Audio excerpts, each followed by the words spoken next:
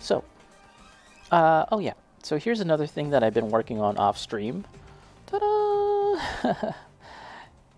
This is Winning Fumina. Holy crap, she's huge, eh? How big is this model compared to a to like your one standard 1/144th scale gunpla? Because she basically is bigger than this than like the frame here from her foot to her head. And this is kind of like an action pose that I tried to replicate from the instruction manual. And it's close. It's close to how she's posed in the manual. Um, hey, Topulus with the raid. Thanks for the raid, Topulus. How's it going? How's it going, everyone from the raid? What are you guys up to? What are you guys? What were you guys streaming? That was the first time we've seen the raid animation. By the way, I think it's a little short, but it's supposed to be Dino Riders. I might have to tweak that animation for a bit, but yeah, it's supposed to be Dino Riders, the old 80s cartoon, short-lived 80s cartoon, as the dinosaurs are literally doing a raid, and we've got a follow. Hey, thank you, Mind Mini Scribbler. I kind of missed the name there, but yeah, thank you for the follow. And Topulus, thank you for the follow. I appreciate it. Hello, I'm doing well. I was just working on painting a bust on stream. Oh, neat. What is this bust of? Is it a fantasy character or something like that? I've never painted a bust before, but I'd really like to. That'd be really fun to do. Mini Scribbler, that's your name. Thanks for the follow, both of you guys. Mini Scribbler and Topulus, I appreciate it. It's a dwarf miner. Wow, that sounds neat. I'll definitely have to check that out. That sounds cool. Mini Scribbler. And Kentwan is here. How is it going, Kentwan? What are you up to, Mini Scribbler? It's a little dwarf miner. Yeah, I'll definitely check that out. That sounds pretty neat. I've never oh, you were painting a bust as well, Mini Scribbler? What were you painting? Everyone's painting busts. I feel like I'm missing out. I want to paint a bust now too. Kentwan, always here. I appreciate it, Kentwan. I'm assuming you've been hitting up Bloodborne lately, or not? Mini Scribbler, a Chimera bust from the Domina series. These are words that I do not know. Chimera? Like, no, I'm not even gonna guess. What is this? Domina reminds me of a set from Magic the Gathering, but I'm going to guess that that's not what you're talking about. And Chimera sounds like Chimera, like the mythological creature. I don't know if that's what you're referring to. Mini Scribbler, yeah. So long as you ask about the link, I'll definitely take a look at the link. Yeah, so long as you ask, I will definitely allow it. And I take it that both of you are streamers, Mini Scribbler and Topulus. I'll definitely give you guys a look and follow as well. And a subscribe from Kentwan. Kentwan, thank you for the subscription. I appreciate it, Kentwan. Mini Scribbler, you don't stream. All right, cool. I like to ask just because that gives an opportunity for anyone that comes here for the first time. We can, I can sort of look at your stuff and promote your work because, we try and be mindful of not doing self-promotion. But yeah, that's cool. That's cool. Let's take a look at this link. I'm gonna take a look at it off stream on my other screen here.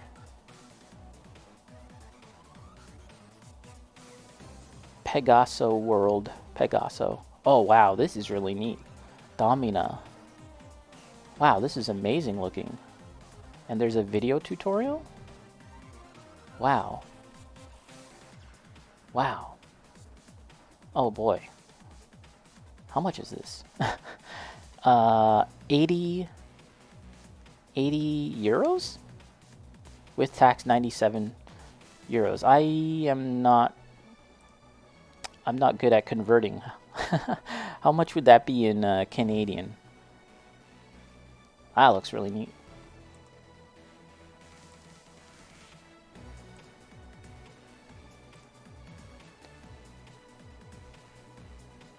Kentwan, no, I didn't make this. I didn't make this emote myself. This is that's one of the default ones. Actually, I was planning on this weekend. I was planning on working on my emotes, but I kind of got distracted. And well, the night is still young. I still might have an opportunity to work on my emotes tonight, but I might. Mini Scribbler is a lot. I'm Aussian. And it was a lot here. Yeah, I hear hello, by the way. Hello from Canada to you in Australia. I hear things are quite expensive in Australia. Is that Aussie as in Australian? 133 Canadian dollars. Yeah. That sounds about right. Was that resin? I'm not really sure if that was resin or not. I closed the window already. So that's what Mini Scribbler was working on, and then Topulus was working on a dwarf bust. Okay, so you know, Topulus was saying you should. They're a lot of fun. I a very very long time ago. Oh, it's resin. Okay. A very long time ago, I was working. Not working. I was at a games workshop, and they had some busts, just like an orc bust or something. And I remember the guy that was working there was like, "Yeah, this is really fun to paint. You should try it." And I was kind of like, I don't really want to paint a bust, like, because if I want to paint something, I'm gonna paint something for my Warhammer army. So I wasn't terribly interested in it. But time goes on, and you see that all the amazing stuff that people have done with busts, and they're basically like mini portraits. Like, in my opinion, the miniature hobby in general is art, and when you look at the stuff that people have made with the busts, like, it looks like art. It's straight up, you're straight up applying actual painting artsy fartsy techniques, like classical art techniques and theory. So yeah. Topulus, I can drop you a link to mine if you want. Yeah, hit me up with that link. Let's take a look. Kentwan, I got 3 new emotes from an artist, and you got them today, and they look good. That's cool. Very nice. Good for you, Kentwan. Okay. Here we are with Topulus's bust. Busty. Oh, see, yeah, that is cool. That's so. What's in his hand there? Oh, it's like a little. A gopher or something like that. That's cool. That's cool. It's kind of like cute looking too, like just the general look of this thing. And this is 45 euros. That doesn't sound so bad. It says out of stock here. So you got something that is quite rare now, I suppose. Well, that's a nice one. Yeah, really neat. A mole. Yeah, that would be a mole, I suppose. What do you, for both of you that are painting busts, what do you use for painting? Do you use acrylic paint, or do you use oil or enamel, or what do you use? And I'm assuming you guys use an airbrush or something like that? Kentwan, I'm going to work on Bloodborne and stream it tonight. Okay, that's cool. Topulus. Basically, you have 48 hours to purchase his busts, and then they're gone. Wow. Oh, boy. Topulus, I use acrylics primarily, and Mini Scribbler uses oil mostly, and Topulus uses an airbrush. Okay. Very, very interesting. So for Mini Scribbler, you use oil paint. How do you find the drawing time for oil paint? Because I went to art school, like professionally. I'm an artist, or illustrator rather, and I I did use oil paint like in the past, and I know one of the things about oil paint is that it takes a really long time to dry. So in some respects, I imagine that would be very useful for painting a model, so you can get some really nice blends and stuff with oil paint. But I would always be kind of scared about like touching something and thinking it was dry, but it wasn't, just because I'm so used to acrylic, and then suddenly I got like a big old fingerprint or something like that. Mini Scribbler, my dry time is pretty good. I use an additive called Liquin to speed it up. Also, a drying oven. So dry time is about 2 hours. Okay, a drying oven. Is that like an entirely different product than a normal oven? Is it like a tiny little oven that you can put miniatures in? That would be fun. Okay. An additive called Liquin to speed it up. Nice. Yeah. You know, yeah, so I have been looking at busts, and normally I do kind of keep up with some of the big name miniature painters on YouTube, whose names escape me now. They're very European sounding names. Marcos Freloni or something like that, and then there's another one like Jose da Vinci or something along those lines. They occasionally paint busts, as well as on Instagram. I see a number of people that paint busts, and yeah, that really it's really impressive, the stuff that people do.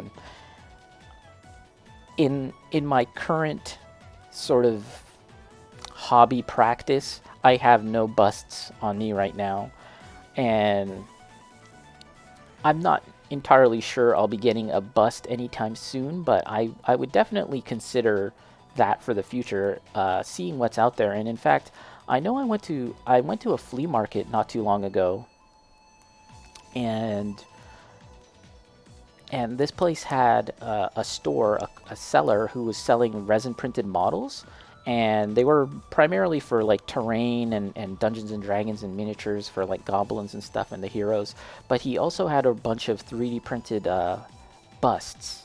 So if I'm ever down that way again, maybe I'll pick up a bust then, if it's a price that I can kind of swing, because my hobby stuff as of late has been fairly inexpensive. All the stuff that I've been doing with the hobby has been fairly on the not too expensive side, with the exception of one model that I bought a few weeks ago. But yeah. Marco Frizzoni, he's very good. Love them both, very helpful. Yeah. Yeah, all of those are really good. And there was actually this a Japanese miniature painter, bust painter that I was following lately. I discovered recently, and he was painting what looked to be kind of like a very Disney animated style bust, but he was painting it very, very much more in the style of like an oil painting or something like that. And he had magnifying glasses. Do you use these magnifying glasses? This guy had a big like electronic powered magnifying unit, so that he could really zoom in to the eye, like super zoomed in. The eye here, woo, like way zoomed in, and he was getting like all these like amazing blends and making the eye look amazing. But it was zoomed in so close, and I was like, wow, I don't think I could ever do that.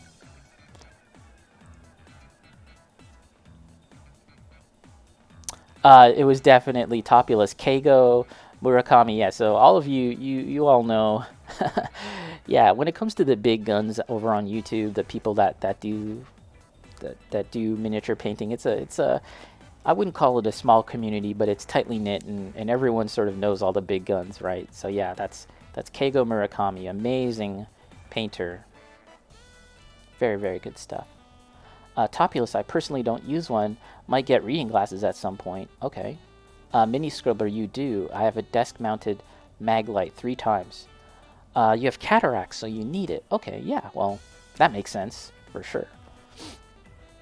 It's kind of funny, though.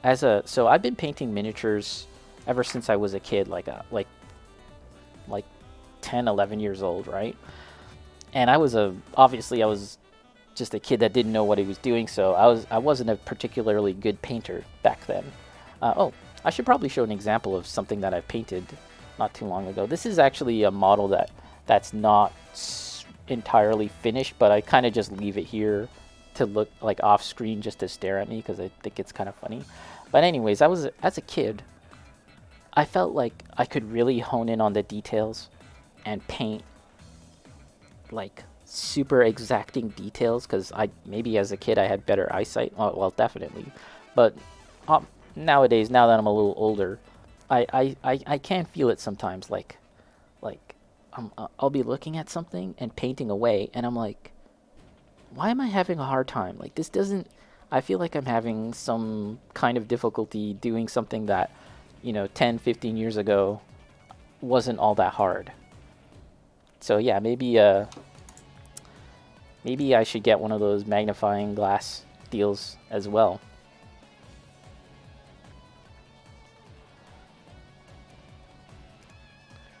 But yeah, as I was saying, I was talking about this model here. This is a model that I had been working on off stream. This is Winning Fumina, and here she is with all her armor on, which is comprised of an entirely different model, an entirely separate model, which I can show you guys right here with the instructions. Let's see. Yeah, right here. This is the little separate unit that effectively holds all the armor pieces that then go on to her. And to be honest, I actually like the look of this thing, this little Gundam, super deformed Gundam here. I like the look of this more than I do her with all the armor pieces like stuck onto her, because it kind of looks exactly like that. Like, it looks like a model that has a bunch of crazy Gundam parts just slapped and smacked onto her. And if you look at her backpack, it's the head of the Gundam, and it doesn't really integrate in a really interesting way. It's just clamped on her back like that, staring at her. Like, it's kind of weird, to be honest. And if you look at the backpack, the details won't be too clear because I got lazy and I didn't finish the panel lining. But there's kind of like this indication that when you view it from the back, it's supposed to be sort of like a backpack with the straps and everything. But I just did a bit of panel lining on certain parts, as well as hand painting parts that were normally stickers, except for the eyes. The eyes are stickers, and I left it at that. But I had to take some pictures of this model with all of this on at least once, and I'll probably upload it to my YouTube, just like talking about this model a little bit. But then when that's all said and done, I'll probably disassemble this model and revert her back to her like plain normal human mode, I guess you could call it, and have the Gundam separate as well. But yeah, this is the model that I've been working on the last few days, and it looks okay. It looks all right. Like, there's reviews for this model out there, and they trash it. Like, and I can kind of see why. There's aspects of this model that aren't great, especially when you compare it to modern Mecha Musume models that are coming out from Kotobukiya and other makers that do like sort of the pretty robot girl models, I guess you could say. This is a very early attempt from Namco Bandai, or rather just Bandai, to cash in on that craze, I guess you could call it. And yeah, they're as good as they are at making Gundams, like big robots and stuff like that. They aren't as good, and even now, I'd say that they're slowly getting there, making sort of Mecha Musume models. But that being said, this is sort of like my first model. This is sort of like my first model coming back to making Gunpla model kits. This has been something that I've been slowly getting back into. Maybe like 2 months ago, a month and a half ago. And this was something that I just had in the backlog. Like, it was given as a gift to me from my good friend Bacon. And yeah, he gave this to me a long time ago, and I just kind of shelved it. But since Bacon has also been getting back into model kit making, I was like, okay, let's dig this thing up and build it for once, because I'll likely never build it. If I don't do it now, I probably won't do it ever. And yeah, you know, I ended up liking making this model more than I thought I would, and I actually learned a lot too, because as I said, I haven't built a Gundam or a Gunpla model kit in many years, so this was a good sort of learning experience to sort of take the lessons learned from a long time ago, and also the research that I had done in terms of building models and doing seam line removal and all of that stuff, which I've discussed previously, and I actually have a YouTube video coming up talking about my first foray into seam line removal. But yeah, Bacon, my man Bacon, Kentuan, yeah. So overall, this model I ended up liking a lot more. It's still probably not the best around as far as Mecha Musume kits, and I'm just kind of shocked how big it is. Actually, just I'm looking at it on my second screen. I'm kind of like, wow, this is actually quite large. But the pose, I've tried to emulate the pose that's here in the booklet. This pose right here. Sorry for the glare. This pose right here, because that's sort of like the best way to display the model, just having a little bit of a more dynamic action pose. If you have this model just normally standing up with like her limbs just, you know, kind of rigidly at her sides and her legs just straight, it's a very boring and stiff model. But if you add a little bit of kind of like dynamic posing, and this isn't even the best kind of attempt at posing it right now, you can kind of highlight a little more about what makes this model nicer. I think you can kind of highlight the nicer points about this model. That being said, one critique, and there are many critiques about this model, and you can probably look that up online, but one critique that I do have about this is that when I was trying to pose this model, I would move something and manipulate something, and then another part would fall off, and then I'd put that part on and move something else, and then another part would fall off. It's just a lot of the parts. A lot of parts aren't very firmly connected. It's a very tenuous kind of joint, and so yeah, some parts tend to fall off as you're putting together parts, which it makes for an annoying experience when you're building models, and certainly if you were to try and play with this, it wouldn't be very fun to play with as you move it around and just all the sorts of parts start falling off. But yeah, and this is a model that I'll probably be coming back to from time to time, just in terms of working on different techniques that, again, I'm a noob. I think that's fair to say when it comes to building model kits, Gunpla model kits. And so there's things like using a top coat, which I've never really done before, and panel lining, which I've barely just done. There's a lot of stuff like that I need to sort of practice on, and a little more advanced techniques like using the weathering kits to apply shading and stuff to the skin. There's stuff like that I'd like to practice, but for now, this is mostly done. So yeah, Winning Fumina, and this might be one of the last few times that we'll see this figure in this mode, and I'll probably put it back to her normal mode a little later. But yeah, I took some pictures of it, and I'll be uploading those pictures to Instagram and a YouTube video in the future. But yeah, let's just put this aside. That's about it for Winning Fumina.